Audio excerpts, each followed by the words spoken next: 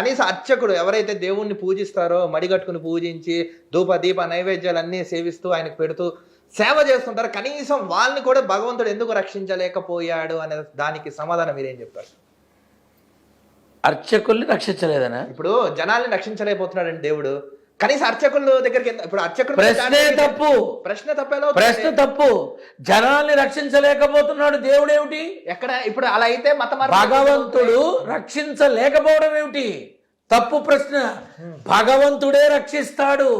మన పాప కర్మాలని బట్టి మనం అనుభవిస్తాం.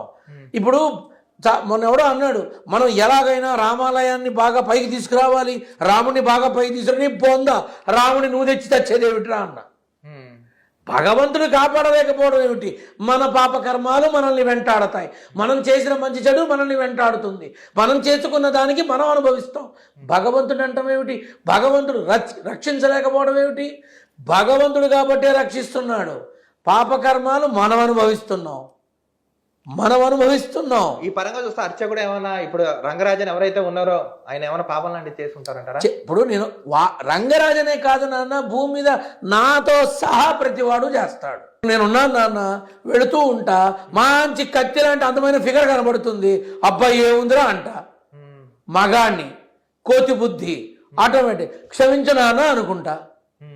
తప్పేగా, రాకూడదుగా, కానీ వచ్చి చచ్చిందే. ఏమంటాం? పాపం అనేది మనిషి వల్ల అవుతుంది. అది ఏ రకంగా, ఎందుకు రే నువ్వు బాగా చదువుకుంటే నీకు బండి కొంటా, నువ్వు బాగా చదువుకుంటే కారు కొంటా, అమ్మాయి నువ్వు ఫస్ట్ వస్తే నీకు ఇది లంచం అక్కడే మొదలవుతుంది. తప్పు అక్కడే మొదలవుతోంది. తప్పు చేయిస్తున్నారు. తల్లిదండ్రుల దగ్గరుండి పంపించేవాళ్ళు కొంతమంది, ఎవరి ఇష్టం వచ్చాడు వాళ్ళు తిరిగేవాళ్ళు కొంతమంది. చెప్పు, మరి పాపకర్మాలు వెంటాడక ఏం చేస్తాయి? ఎవడైనా అనుభవించాల్సిందే, ఎవ్వడు అతీతుడు కాదు.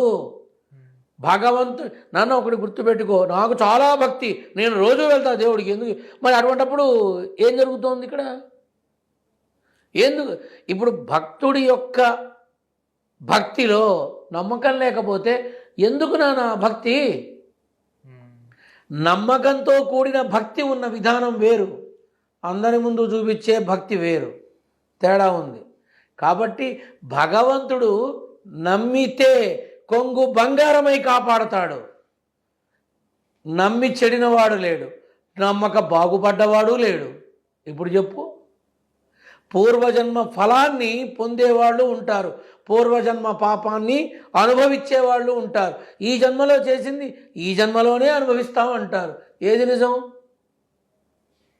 కాబట్టి భగవంతుడు ఏదైతే ఒక రూపం ఉందో ఆ రూపాన్ని నమ్మకంతో కూడిన భక్తితో కొలు, భగవంతుడు ఏమిటో తెలుస్తుంది. అంతే తప్ప భగవంతుడు చేయకపోవడం ఏమిటి? ఎందుకు చేయడు? భగవంతుడు ఉన్నాడు అంటున్నారు, బాగానే ఉంది. సమాజంలో ఇప్పుడు ఇది వేదభూమి, ధర్మభూమి, కర్మభూమి, ఈ భూమి అని చెప్పిన భారతదేశంలో ఈ కర్మ ఏంటి మనకంటే ఏమని చెప్తారు? అనుభవించాల్సింది మనమే. భూమి ఎందుకు అనుభవిస్తుంది? భూమి అందరినీ స్వీకరిస్తోంది, భూమి అందరినీ కాపాడుతోంది.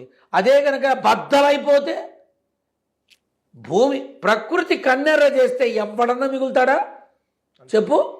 నువ్వన్న వేదభూమి, కర్మభూమి, ధర్మభూమి కాబట్టే మనం బతికున్నాం. ప్లేగు, మలేరియా, కలరా, మసూచి, చికెన్ గున్యా, డెంగ్యూ, ఎయిడ్స్, కరోనా, ఎన్ని రోగాలు వచ్చినా అవి మట్టిలో కలిసిపోతున్నాయి. భారతావని అలానే ఉంది.